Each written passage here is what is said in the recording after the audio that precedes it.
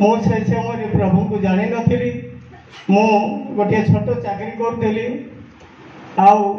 अंबादोला रोली से चाकरी रे गोटे समस्या घटिला। नवीन पट्टनायक जो समय 2000 साल रे आसिले आम डिपार्टमेंट को उठेदेले आम 9000 लोक बाहरलु बाहरला पर किछि अर्थ आम पाइलु। सेठिरु मु निज घर को आसी रही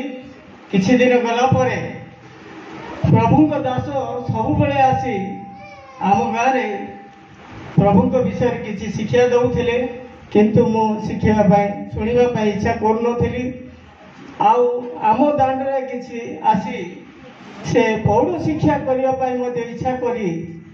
मत कहले पौड़ शिक्षा करुले किंतु मु लोक मान डाकी देउथिली किंतु मु शुणा इच्छा करूनी। मो परिवार शुणा इच्छा करूँ लोक मान डाकी दांडे बसई दे लाइट जल दे घर भितर आम रोलु प्रभु विषय मत शुणा बिल्कुल इच्छा करूनी। किसी दिन गला आम घर समस्या है समस्या एमती परिस्थिति आसला मोर स्त्री दिन को दिन खाइबार बंद करी अति सीरियस हो गला से विषय मु किसी कहे ना अधिक समय हम सीरियस हो गला दिने मु अनेक डॉक्टर मान के गली और अनेक वैद्य मान पाखक गली कौन मेडिकल गली कौन मेडिकल रे भल है ना परिशेष निरुपाय हो दिने 6 घंटा संध्या 6टा परिशेष मु असहाय हो मृत अवस्था पड़ी मु चिंता कर बसी कांदुछि प्रभु एते टंका खर्च हो गला एते अवस्था पड़िली ए सबू सबू देवादेवी को सेवा करुली अनेक पूजा करुली आज किए रक्षा कर पारे ना मो स्त्री आज मृत अवस्था पड़ी कौन कर चिंता करुली से समय प्रभु दास 2 जन आसुंट मु ए विषय किसी कही ना किंतु से माने किपरि आसुंट मत जना ना मैंने आसिले मत देखिले बाबू कौन है नाई आज्ञा मोर स्त्री मृत अवस्था पड़ी बचार आशा ना यही प्रकार पड़ी मुझे कहीपे ना जदि पचार अच्छी मो शशुर को पचारतु शशुर कहले सब वृत्तांत कहले कहला पर प्रार्थना करवा बोले प्रार्थना कले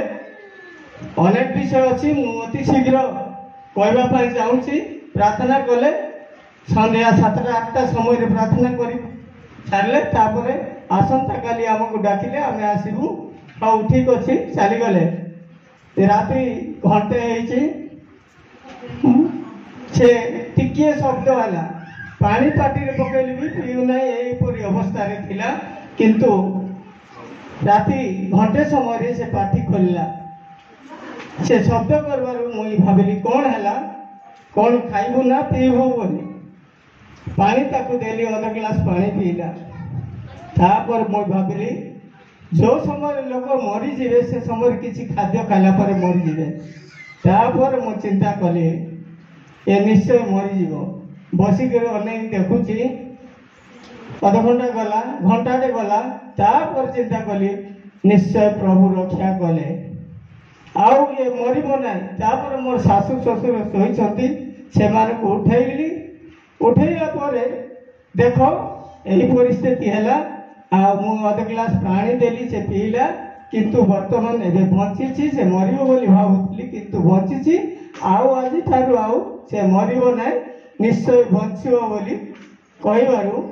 समस्ते उठिलु चेता रहिलु तापर सकाल हेबारू प्रभु के दास को खबर दे प्रार्थना करी दिन को दिन आपे आपे से भल है आज सपरिवार आम प्रभु निकटवर्ती प्रभु प्रार्थना करुछु। हालेलुया।